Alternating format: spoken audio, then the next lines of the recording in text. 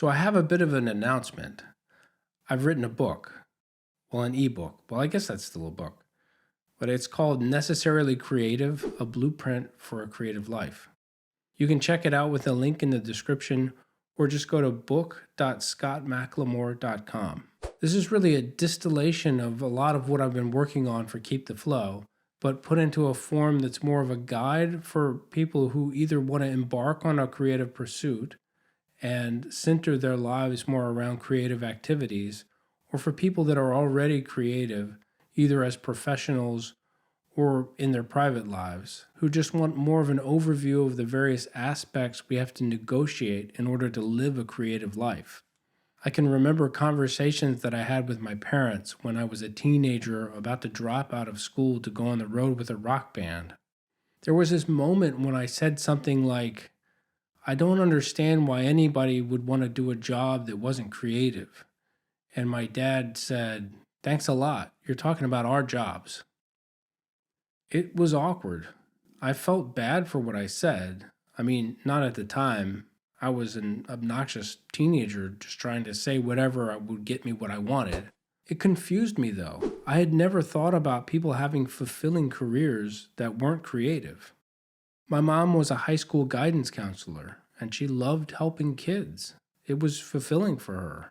She felt like she had purpose, and so did my dad. He did a lot of good at the personnel department for the city of Virginia Beach. So when I talk about designing a creative life, I know that's not for everyone. And I'm not saying that creative lives are better than non-creative lives. For me, it's not a choice, it's just who I am. But if you think you'd like to make your life more creative or get some insight into how this creative person lives his, let's get started. Okay, here's a good example. I had to take my car into the shop the other day, and it was something minor, and they told me just to wait while they fixed it. It was going to be like 40 minutes. But I try to remember to take my iPad with me everywhere I go, and I have it in this Apple Magic Keyboard folio case. It's a really nifty thing to have to quickly answer emails or even text messages. However, I can also use it to write a newsletter or work on an episode idea. When I have a good 40 minutes that I know I have to wait somewhere, instead of thinking of ways to kill the time, I can use the time creatively. You could carry a notebook or a sketchbook, or depending on what kind of creativity you want to get into. To me, a creative life is a life centered around creativity. Not that creativity is the only factor, but that being open to ideas is the default mode.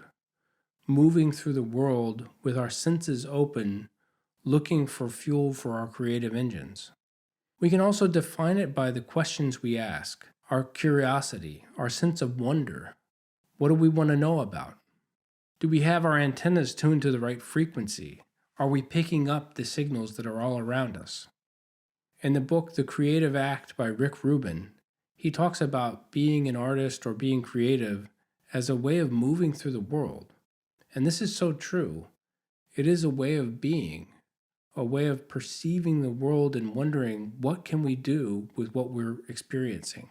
So when we think about designing a creative life for ourselves, a lot of that is just having the right mindset, making our default mode constantly being on the lookout for inspiration and opportunities for creativity. But that's something that we need to make a habit of. Like choreographer Twyla Tharp says in her book, The Creative Habit, we have to start thinking like curators. And we need to have somewhere to collect what we find. Getting in the habit of writing down ideas when they come to us is a good place to start.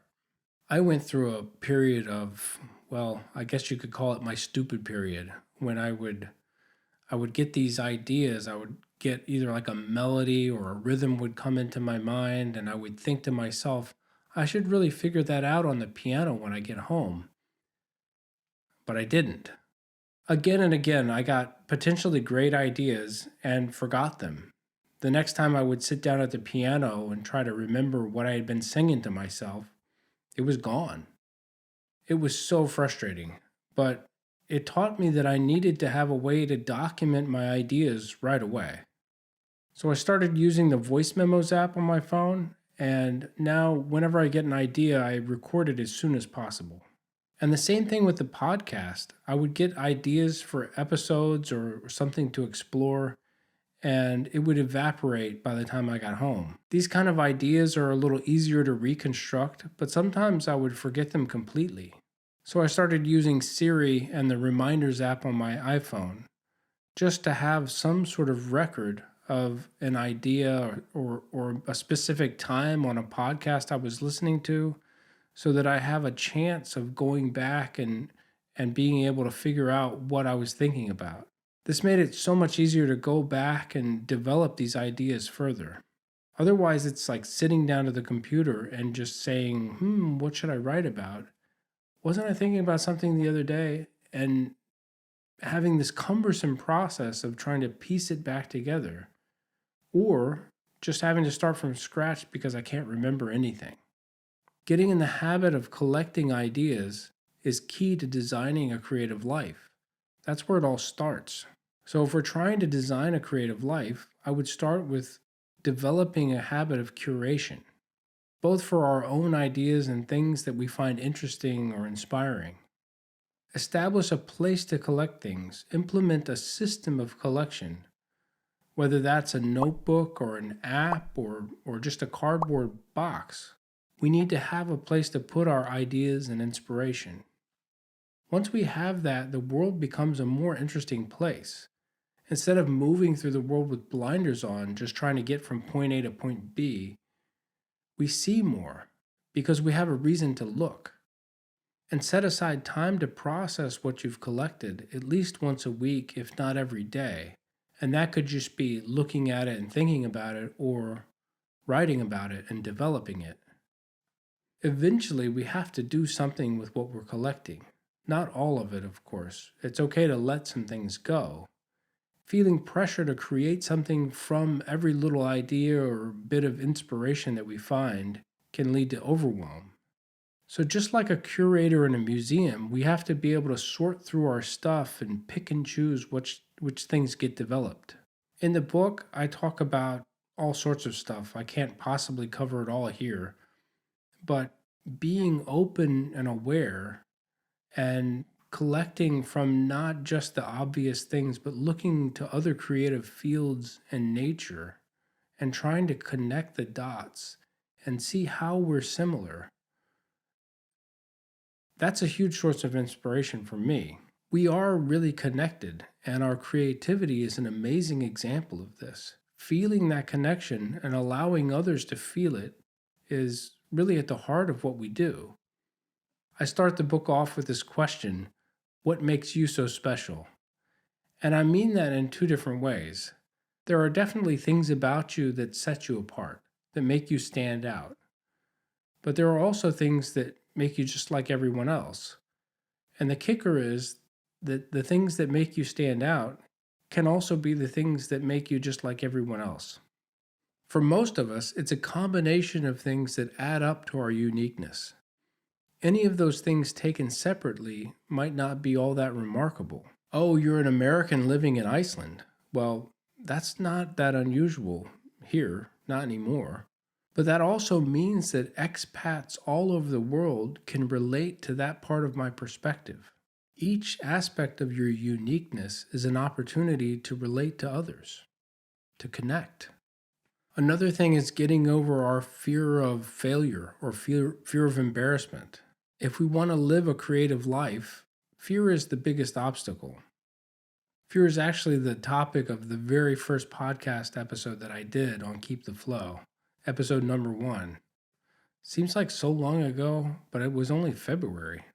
I knew nothing when I started the podcast. I was really just winging it. And in a way, I still am, but I'm much more comfortable with it now. And that's really what we have to keep in mind. It gets easier. A creative life is not a life without fear. It's a life where we accept that things are scary, but once we do them, the fear gets smaller. And the more we do it, the easier they get.